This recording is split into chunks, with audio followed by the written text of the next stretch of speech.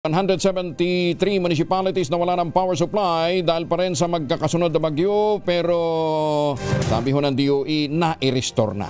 Detalye ng balita mula kay Bal Gonzales, RH5 Bal.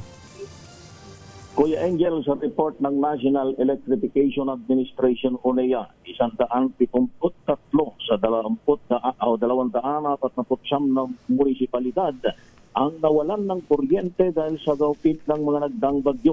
Pero sa ngayon ay 69.88 o 48% na ng mga ito ay naibalik na sa normal na estado ang supply ng kuryente.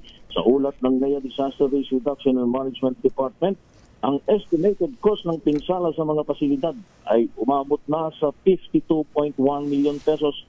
Ang pinsalang ito ay sumasaklaw sa 17 electric cooperative sa buong bansa.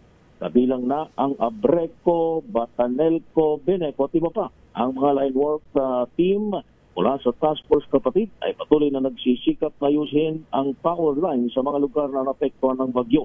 Sa kasalukuyan, may 11 electric cooperatives pa rin na nakakaranas ng partial outages, habang ang Maselco sa Masbate ay patuloy na nakakaranas ng total power interruption. Ako si Bal Gonzales, DZRH, una sa Pilipinas, una sa Pilipinas. Maraming salamat, Bal.